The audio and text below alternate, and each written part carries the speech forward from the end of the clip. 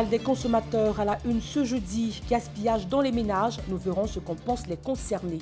Où se place l'importance de l'éducation des enfants dans la société ivoirienne alors que le discours de la démission des parents est récurrent? Nous vous dévoilerons le dessous des cartes de ce sujet très sensible. Au Togo, l'autorité de régulation des communications électroniques et des postes a édité de nouveaux principes tarifaires au service des communications électroniques. Voilà pour la une ce soir. Merci d'avoir choisi UFC Africa TV. Bienvenue à cette nouvelle édition. Démarrons tout de suite avec ce reportage proposé par Christian Okra. Il s'agit d'une enquête et sensibilisation des ménages concernant le gaspillage dans les maisons. Regardons. Aliments encore consommables dans les poubelles, gaspillage d'argent, d'eau ou d'énergie. Ce flot est devenu un réel problème en termes économiques. Le gaspillage est devenu un phénomène considérable dans nos sociétés actuelles. Les consommateurs ne disent pas le contraire. Le gaspillage, c'est que souvent on laisse nos électricités à la portée des enfants. Pendant que nous sommes sortis toute la journée, la télévision ou bien même les prises sont branchées et ça reste allumé toute la journée. Et la nuit, quand nous devons rentrer au coucher, il y a des ampoules de la douche qui restent allumées, qui n'est pas normal. Et après, quand la facture va venir, c'est l'État on accuse, c'est la solution on accuse, ou bien c'est la CE qu'on accuse. C'est vrai, il y a une augmentation qu'on remarque, mais souvent nous-mêmes, on provoque aussi l'augmentation. Je veux dire, chez tout un chacun de nous, souvent on se laisse aller par négligence ou bien par ignorance. Pour ce que ça peut nous coûter de laisser peut-être les lumières allumées quand on va se coucher, ou bien le robinet est à demi ouvert quand les enfants vont se laver les mains. Bon, on ne tient pas compte de tout cela, mais après ça, quand les factures viennent, on s'attrape la tête. Lutter contre le gaspillage serait profitable aux consommateurs. Cela pourrait réduire les dépenses et permettre de consommer malin. Il faut vraiment une prise de conscience dans l'ensemble pour que nous-mêmes nous ne soyons pas le problème qui cause le gaspillage et puis finalement c'est nous qui nous subissons. Donc vraiment, je demande vraiment à chacun de faire attention. On finit de faire ce qu'on a à faire, les lumières on les éteint, la télévision aussi, il n'y a personne pour regarder la télévision, on éteint la télévision. Rien que d'acheter des quantités moindres pourrait être un grand pas vers l'avant. Les ménages sont donc appelés à s'organiser pour lutter efficacement contre ce fléau. Les numéros à 8 chiffres resteront valables jusqu'au 28 février 2021, après le basculement à 10 chiffres prévu dans la nuit du 30 au 31 janvier 2021. C'est ce qu'a annoncé ce mercredi la RTCI. Il sera donc permis aux opérateurs de faire cohabiter les numéros de 8 chiffres à ceux de 10 chiffres jusqu'au 28 février. Aussi, une application a été mise en place par la RTCI pour faciliter cette transition de contact. Au Togo aussi, l'autorité de régulation des communications électroniques et des postes a édicté les nouveaux principes tarifaires pour une meilleure transparence. Les principes et objets de la décision avec Henri Nomke. L'autorité de régulation des communications électroniques et des postes du Togo, l'ARCEP, vient d'adopter de nouveaux principes tarifaires.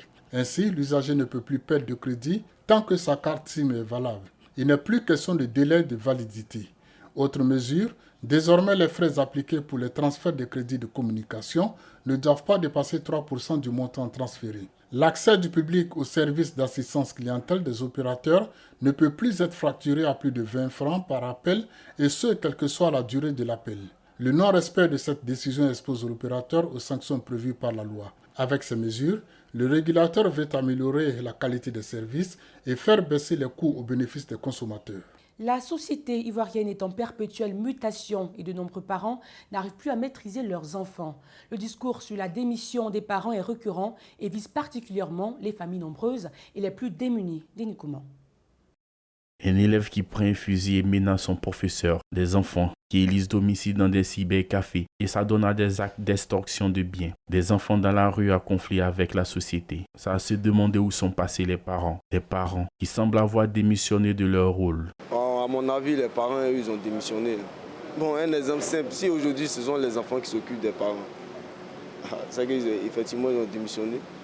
On prend peut-être par exemple le cas peut-être des enfants aujourd'hui qui sont sur, on appelle communément bouteux.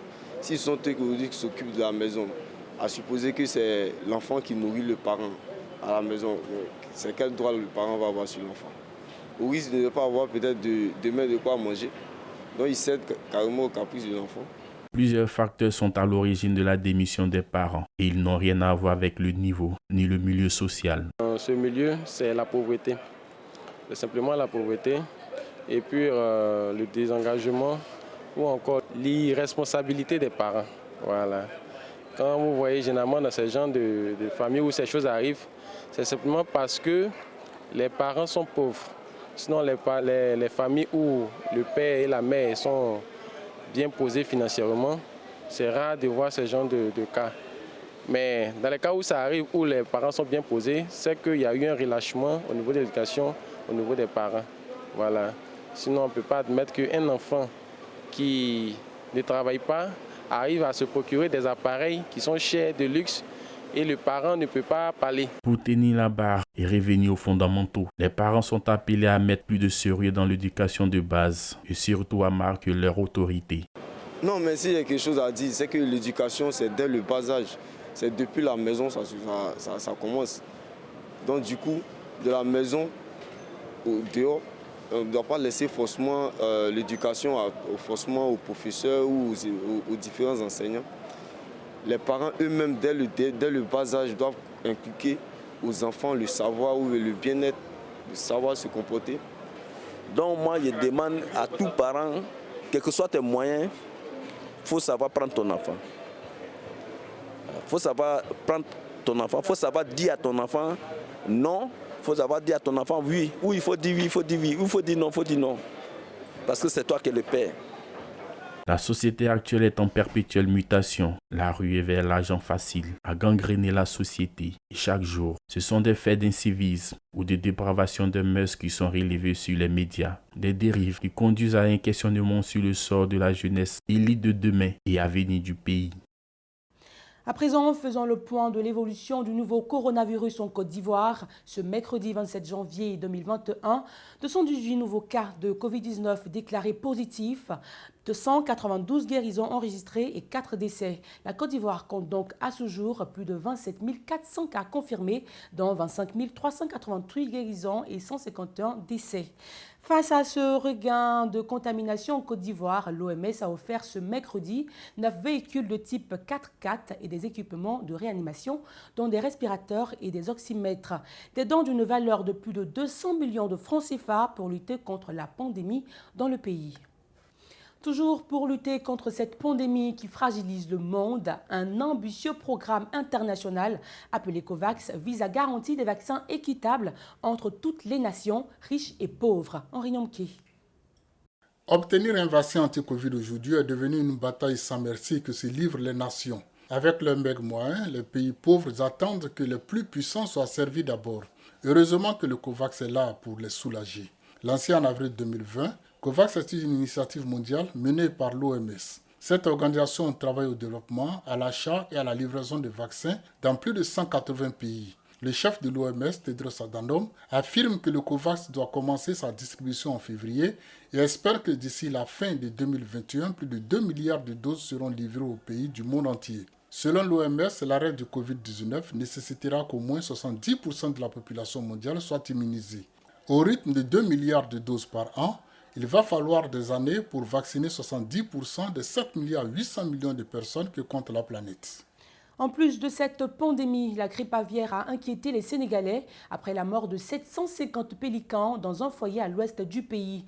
Pour les autorités, la théorie selon laquelle la grippe aviaire serait à l'origine de la mort de ces pélicans est à exclure, d'autant plus que la grippe aviaire ne touche que les oiseaux granivores, alors que les pélicans sont des piscovores. Des analyses sont en cours pour déterminer la mort de ces pélicans. Enfin, terminons ce journal au Nigeria. Un homme âgé d'une 50aine d'années a été arrêté pour enlèvement d'enfants. Des enfants qu'il faisait travailler dans sa plantation. Il sera donc jugé prochainement et nous vous tiendrons informés de la suite de cette affaire. Voilà comment s'achève cette édition. J'ai pris plaisir à vous le présenter. On se retrouve demain pour un nouveau tour de l'actualité dans le monde.